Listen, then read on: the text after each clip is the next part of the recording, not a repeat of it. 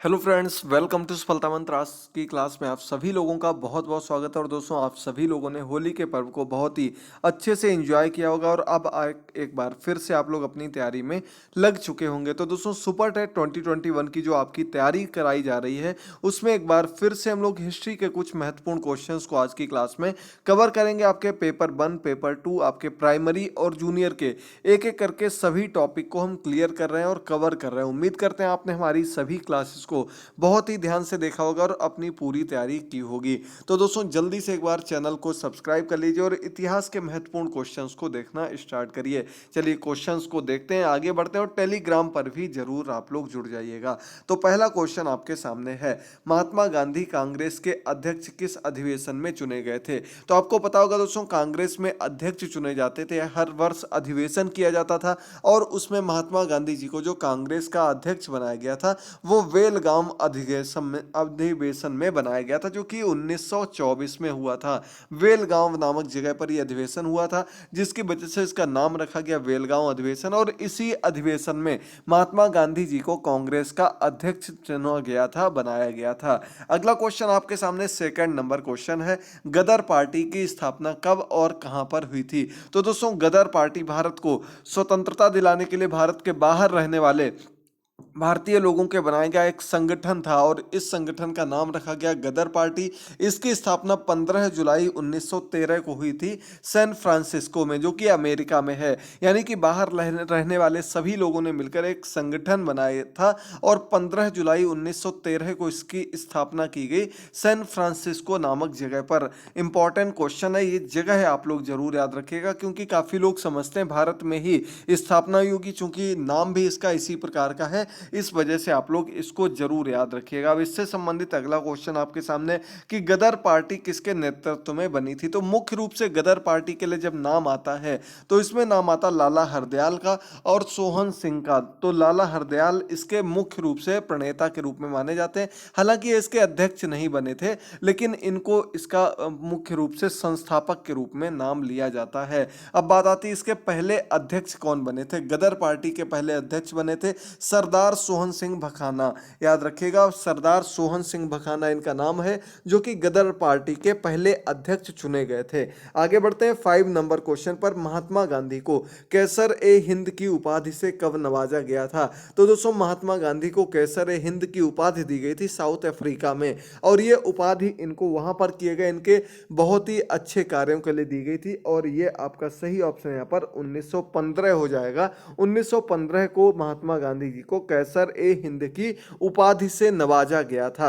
आगे बढ़ते हम लोग 6 नंबर क्वेश्चन पर, किस अधिवेशन में कांग्रेस के नरम दल और गरम दल की एकता हो गई थी? तो आपको सबसे पहले इसके पहले ये पता करना है कि आखिर इनमें विघटन कब हुआ था। तो कांग्रेस पहले एक संगठन के रूप में कार्य कर रहा था, लेकिन फिर आपसी फूट के कारण ये दो दलों में विभाजित हो गया था। एक गरम दल हो गया और एक नरम दल हो गया। गरम दल के जो लोग थे वे बहुत ही ज़्यादा एग्रेसिव थे और नरम दल के लोग शांत रहकर बात करना चाहते थे। ये दो हिस्सों में कांग्रेस पार्टी 1907 में पुणे अधिवेशन में विभाजित हो गई थी। इसे पुणे विघटन के रूप में भी, पुणे विभाजन के रूप में भी जाना जाता है। इसके बाद इन दोनों में फिर से एक बार एकता हुई और ये अधिवेशन आपका था लखनऊ अधिवेशन। 1916 में ये अधिवेशन हुआ और इसमें बाल गंगाधर तिलक जी की एक मुख्य भूमिका थी, जिसके बाद ये आपके मुख्य रूप से दोनों दल फिर से क्वेश्चन आपका और बनता है दोस्तों। गरम दल के अंतर्गत मुख्य थे, उनके नाम क्या थे? तो इन्हें लाल फिर कहा जाता है बाल और तीसरे आते हैं पाल, यानी कि ये तीन लोग गरम दल के प्रमुख नेता के रूप में चुने जाते हैं। इसमें आपके लाल लाला लाजपत राय, इसके बाद आपके बाल गंगाधर तिलक और बिपिन चंद्र पाल, लाल बाल पाल के रूप में जाने जाते हैं। आगे बढ़ते हैं हम लोग अगले क्वेश्चन पर। अगला आपका 7 नंबर क्वेश्चन है, मुस्लिम लीग और कांग्रेस ने मिलकर के किस अधिवेशन में एक संयुक्त समिति की स्थापना की? तो दोस्तों, उस समय तक मुस्लिम लीग की भी स्थापना हो चुकी चुकी थी और इसने कांग्रेस के साथ मिलकर के एक संयुक्त समिति की स्थापना की थी लखनऊ अधिवेशन में, जो कि 1916 में हुआ था, जिसमें ये नरम दल गरम दल एक हुए थे। इसी अधिवेशन में कांग्रेस और मुस्लिम लीग भी एक हो गए थे। ये आपका लखनऊ अधिवेशन के रूप में जाना जाता है, याद रखिएगा। आगे बढ़ते हैं 8th नंबर क्वेश्चन पर। बहुत ही अच्छे क्वेश्चंस को पूरी व्याख्या के साथ आपको समझाने की कोशिश करते हैं। उम्मीद करते हैं आपको प्रत्येक चीज बहुत ही अच्छे से समझ में आ रही होगी। अगला क्वेश्चन है, स्वशासन के लिए बाल गंगाधर तिलक ने किस संस्था की स्थापना की? तो इसके लिए होम रूल लीग की स्थापना की गई। भारत में होम रूल लीग की स्थापना स्वशासन के लिए बाल गंगाधर तिलक ने एनी बेसेंट के साथ मिलकर के की थी। आपके मार्च 1916 में पुणे में इसकी स्थापना की गई, पुणे होम रूल लीग की, और ये बाल गंगाधर तिलक की द्वारा की गई थी। अगला पॉइंट आपका इससे संबंधित है, एनी बेसेंट ने होम रूल लीग की स्थापना कब और कहां पर की थी? तो दोस्तों वो बाल गंगाधर तिलक ने की थी, वो आप लोग समझ गए। इसका दूसरा नाम आता है, सितंबर 1916 में मद्रास में भी इन्होंने, एनी बेसेंट ने होम रूल लीग की स्थापना की थी और इनको इसके लिए गिरफ्तार भी किया गया था 1917 में, और यह कांग्रेस की महिला अध्यक्ष के रूप में भी जानी जाती हैं। तो होम रूल लीग एक संस्था बनाई गई थी भारत में स्वशासन यानी कि खुद अपने देश पर राज्य करने के लिए, खुद अपने लिए कानून व खुद अपनी व्यवस्थाओं को लागू करने के लिए इस होम रूल लीग की स्थापना की गई थी।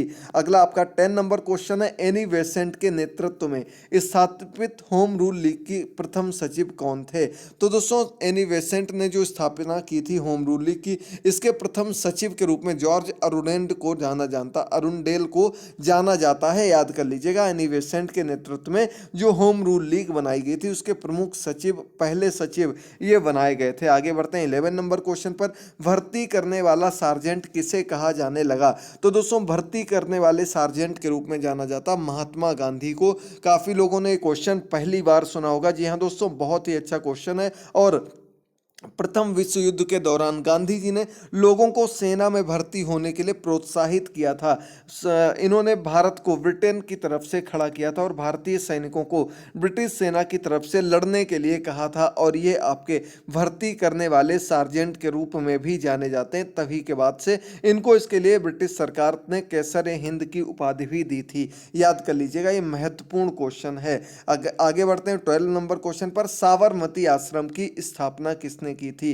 तो दोस्तों साबरमती आश्रम कहां पर है? गुजरात में है, अहमदाबाद में है। साबरमती नदी के किनारे इन्होंने अपना पहला आश्रम बनाया महात्मा गांधी जी ने, जिसे साबरमती आश्रम का नाम दिया गया। साथ ही साथ ये जब दक्षिण अफ्रीका से लौट कर आए थे तब इन्होंने यहां पर इसकी स्थापना की थी। यह भी महत्वपूर्ण पॉइंट है, समझ लीजिएगा। आगे अगला क्वेश्चन इसी से संबंधित है, महात्मा गांधी जी ने साबरमती आश्रम की स्थापना कब और कहां पर की थी? तो दोस्तों महात्मा गांधी जी ने साबरमती आश्रम की स्थापना 1915 में की थी। कहां पर?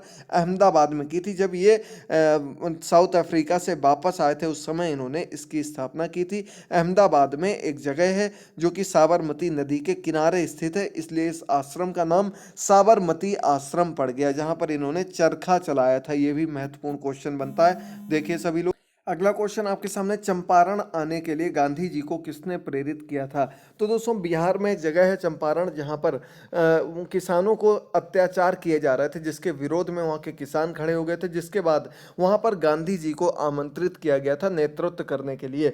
तो ये बिहार के किसान नेता थे राजकुमार जी। इन्होंने गांधी जी को इन्होंने बिहार में आने के लिए प्रेरित किया था, चंपारण नामक स्थान पर आने के लिए प्रेरित किया था। जिन्होंने इतिहास पढ़ा होगा उनको इस क्वेश्चन से रिलेटेड जानकारी होगी। 15 नंबर क्वेश्चन है, सत्याग्रह का सर्वप्रथम प्रयोग गांधी जी ने कहां पर किया था? तो दोस्तों सत्याग्रह सबसे पहले गांधी जी ने साउथ अफ्रीका में शुरू किया था। और सत्याग्रह क्या था? ये एक प्रकार से बिना हिंसा के एक जगह पर बैठकर अपनी बात को रखने और अपनी बात को मनवाने का इन्होंने एक अनोखा तरीका ढूंढ लिया था, जिसके बाद से इन्होंने सत्याग्रह प्रारंभ किए थे। लेकिन सबसे पहला सत्याग्रह इन्होंने साउथ अफ्रीका में ही किया था, जिसके बाद से ये जब भारत में आए, चंपारण में जब इनको बुलाया गया तो चंपारण में इन्होंने चंपारण सत्याग्रह किया था। अगला क्वेश्चन देखिए इसी से संबंधित है कि भारत में सत्याग्रह का सबसे पहला प्रयोग गांधी जी ने कहां पर किया था। तो दोस्तों चंपारण नामक स्थान पर 1917 में यह सत्याग्रह रखा गया था। किस लिए? नील की खेती के विरोध में, किसानों से जबरदस्ती जबरन नील की खेती और उनसे कर लेने को लेकर वहां के किसानों ने इसका जब विरोध किया तो इसको लेकर गांधी जी ने उनका सहयोग किया और चंपारण सत्याग्रह स्टार्ट किया। इसके साथ ही साथ तिनकठिया प्रथा को भी समाप्त किया। ये देखिए अगला क्वेश्चन, चंपारण का आंदोलन कब हुआ था? तो चंपारण बिहार में जगह है जहां पर यह आंदोलन 1917 में गांधी जी के नेतृत्व में किया गया था, याद कर लीजिएगा। आगे बढ़ते हैं अगले क्वेश्चन पर। चंपारण विद्रोह के कारण अंग्रेजों को कौन सी प्रथा समाप्त करनी पड़ी थी? तो इसका नाम था दोस्तों तीन कठिया प्रथा। ये आपकी प्रथा चंपारण विद्रोह के बाद से अंग्रेजों को समाप्त करनी पड़ी थी। जी हाँ दोस्तों, बहुत ही अच्छा क्वेश्चन है। तीन कठिया प्रथा के रूप में इसको जानते हैं। किसी दिन समय मिला तो व्याख्या के साथ इन सभी चीजों को जरूर डिस्क्राइब करेंगे। 19 नंबर क्वेश्चन है, महात्मा गांधी ने पहली बार भूख हड़ताल किसके समर्थन में किया था? तो गांधी जी ने जो पहली बार भूख हड़ताल की थी, सत्याग्रह के बाद इन्होंने नए नए तरीके खोजे जिसमें भूख हड़ताल एक तरीका था। और ये 1918 में अहमदाबाद में मिल मजदूरों की हड़ताल के समर्थन में इन्होंने भूख हड़ताल का आयोजन किया था। भूख हड़ताल रखी थी 1918 में, याद कर लीजिएगा, अहमदाबाद में मिल मजदूरों के समर्थन में खड़े होकर। अगला आपका आज का अंतिम क्वेश्चन है 20 नंबर क्वेश्चन। 1918 में महात्मा गांधी ने गुजरात के खेड़ा जिले में कौन सा आंदोलन चलाया था? तो दोस्तों 1918 में कर नहीं आंदोलन महात्मा गांधी जी ने गुजरात के खेड़ा जिले में चलाया था। कर नहीं आंदोलन इसका नाम रखा गया था और यह भी कर ना देने को लेकर आंदोलन किया गया था। आज के सभी क्वेश्चंस उम्मीद करते हैं आपको बहुत ही अच्छे से क्लियर हुए होंगे। आगे कुछ अन्य क्वेश्चंस इस सीरीज में बचे हुए जिनको हम अगली क्लास में कवर करेंगे। सभी लोग क्लास को अधिक से अधिक देखिएगा, चैनल को सब्सक्राइब करिएगा, बेल आइकन को प्रेस करिएगा और अपना सपोर्ट बनाए रखिएगा। मिलते हैं अगली क्लास में, तब तक के लिए थैंक यू दोस्तों, गुड बाय, टेक केयर।